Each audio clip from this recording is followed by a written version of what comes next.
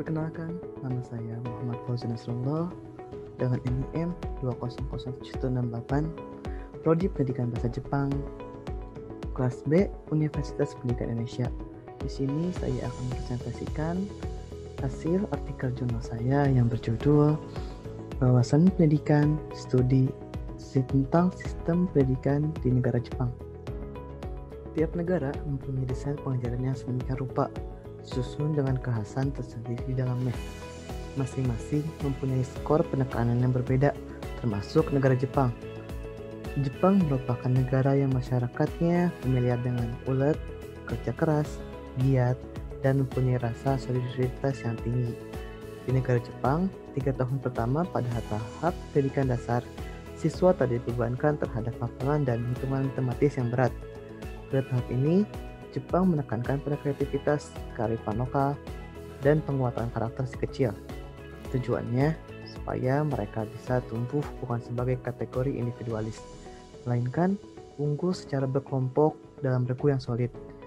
Menilai kembali penekanan mengenai sikap sosial dalam metode pengajaran di Indonesia dan membandingkannya dengan negara Jepang sebagai tolak ukur, dengan keinginan bisa menjadi referensi perbaikan dan penanaman ilmu sosial dan kebangsaan di Indonesia.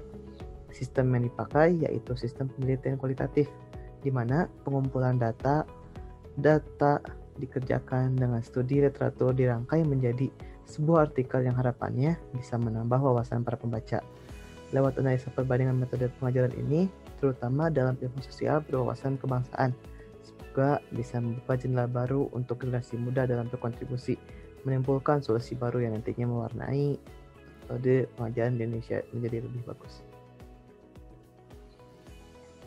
Jepang adalah negara maju di berbagai bidang kehidupan seperti politik, ekonomi, sosial, kultur, teknologi.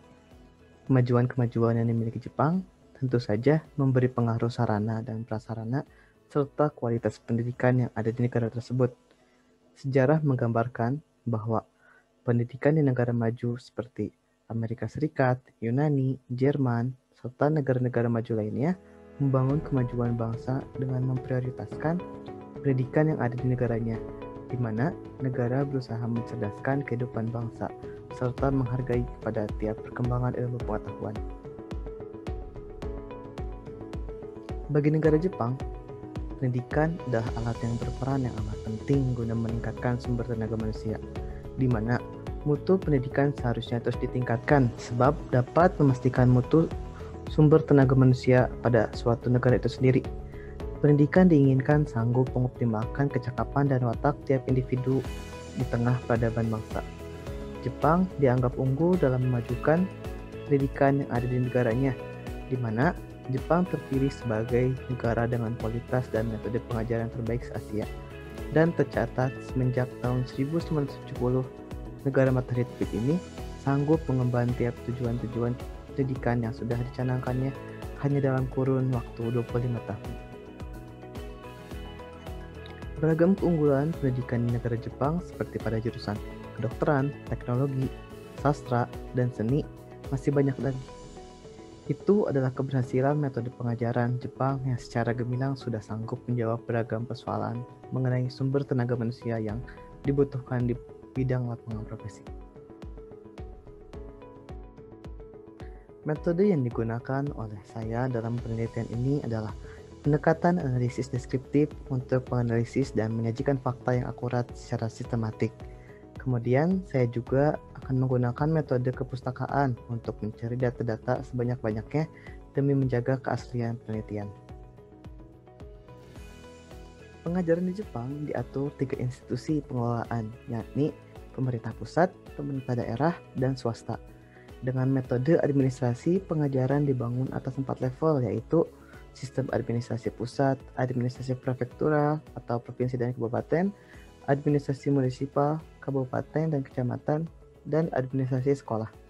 Masing-masing metode administrasi mempunyai level dan peranannya serta kewenangan masing-masing untuk saling mengisi dan bekerja sama dalam mengendalikan tiap metode administrasi pada pengajaran di Jepang. Di samping itu, terjalin kohesi yang bagus antara pemerintah, kepala sekolah, guru, murid, dan orang tua, sehingga dukungan kepada perkembangan dan kemajuan pendidikan berlangsung dengan bagus.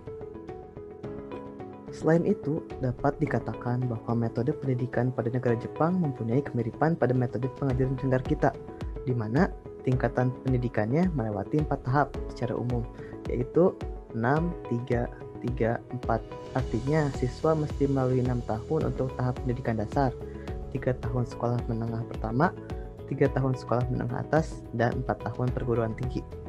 Hal tersebut dikarenakan negara kita adalah negara bekas jajahan Jepang, sehingga beberapa metode pendidikan negara Jepang masih dipakai di negara kita, dengan sedikit perubahan di mana negara kita lebih memusatkan pada pembelajaran dan pengevaluasian akhir semester sebagai penentu kelulusan siswa. Sedangkan di negara Jepang lebih memusatkan pada pengembangan watak kepribadian dalam kaitannya kepada kehidupan sehari-hari, dan pengevaluasian diatur oleh guru atau dosen kelas dengan mengamati performa belajar siswa sehari-hari sebagai penentu kelulusan. Berikut adalah tabel sistem pendidikan di Jepang. Dimulai dari usia 3 tahun hingga 5 tahun, yaitu tahap prasekolah, usia 6-15 tahun, pendidikan wajib, usia 16-18 pendidikan menengah atas, dan usia 19-28 pendidikan tinggi. Tujuan pendidikan di Jepang adalah pendidikan harus bertujuan untuk pengembangan penuh kepribadian dan berusaha untuk memelihara warga, suara dalam pikiran dan tubuh yang dijiwai dengan kualitas yang diperlukan bagi mereka yang membentuk negara dan masyarakat yang damai dan demokratis. Tujuan-tujuan yang menjadi target yang ingin dicapai pendidikan Jepang yaitu: yang pertama, mengembangkan kepribadian setiap individu secara utuh. Yang kedua, berusaha keras mengembangkan sumber daya manusia yang berkualitas baik pikiran maupun jasmani. Yang ketiga, mengajarkan kepada setiap siswa agar senantiasa memelihara keadilan dan kebenaran. Yang keempat, setiap siswa dididik untuk selalu menjaga keharmonisan dan menghargai terhadap lingkungan sosialnya. Yang kelima, setiap siswa dituntut untuk disiplin, menghargai waktu, dan memiliki etos kerja. Yang keenam, mengembangkan sikap bertanggung jawab terhadap setiap pembebanan pelajaran dan tugas yang diberikan kepada siswa sesuai dengan tingkat pendidikannya masing-masing. Dan yang ketujuh adalah meningkatkan semangat independen setiap siswa untuk membangun negara dan menjaga perdamaian dunia. Adapun prinsip-prinsip pendidikan di Jepang adalah sebagai berikut. Yang pertama, legalisme.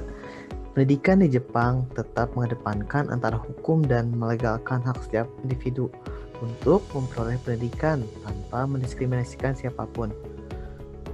Suku, agama, ras, dan antar golongan berhak mendapatkan pendidikan yang layak. Yang kedua, administrasi yang demokratis. Negara memberikan kesempatan kepada siapa saja untuk memperoleh pendidikan dengan biaya yang masih terjangkau oleh masyarakatnya. Biaya pendidikan Jepang diusahakan bisa dijangkau sesuai keuangan masyarakatnya, memberikan beasiswa bagi siswa yang berprestasi ataupun kurang mampu.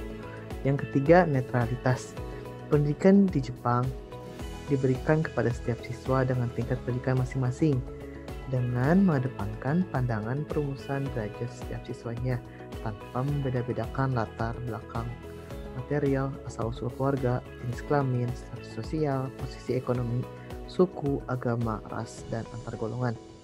Yang keempat, penyesuaian dan penetapan kondisi pendidikan. Dalam proses pengajaran memiliki tingkat kesulitan masing-masing yang disesuaikan dengan tingkatan-tingkatan pendidikan yang ditempuh. Dan yang terakhir adalah desentralisasi.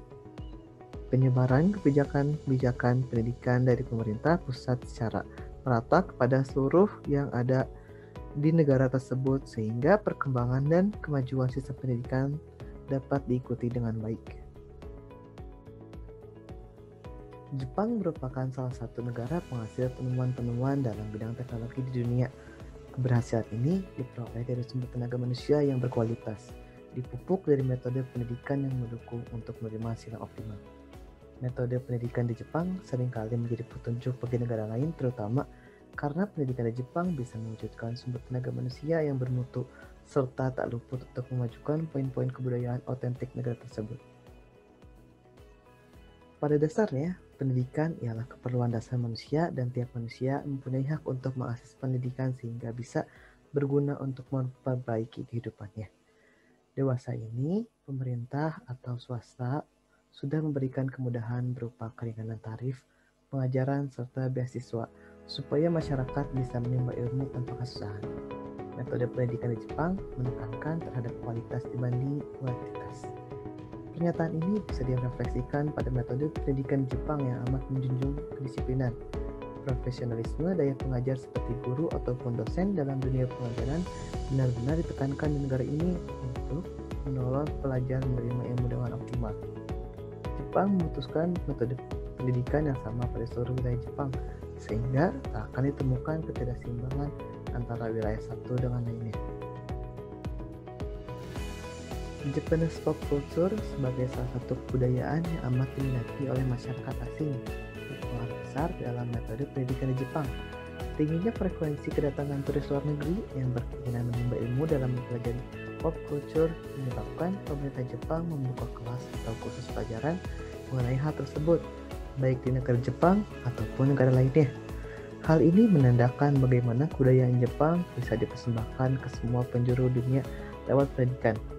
Selain itu, kebudayaan klasik di Jepang juga diharuskan di dalam kurikulum pelajaran di Jepang, sehingga generasi penerus bangsa akan terus melestarikan kebudayaan tersebut. Metode pendidikan yang bagus tentunya akan menciptakan output yang bagus pula. Seumpamanya, sumber tenaga manusia yang bermutu, sumber tenaga tersebut diaplikasikan oleh Jepang untuk memperkuat perindustrian serta menginovasi seluruh jenis teknologi untuk meningkatkan perekonomian negara. Bukan cuma itu, metode pengajaran di Jepang yang mengandung karakter nasional bangsa Jepang juga ditanamkan sehingga menghasilkan manusia-manusia yang bermartabat. Hal-hal yang sudah disampaikan di atas merupakan unsur pembentuk sumber tenaga manusia yang bermutu sehingga mewujudkan teknologi yang canggih.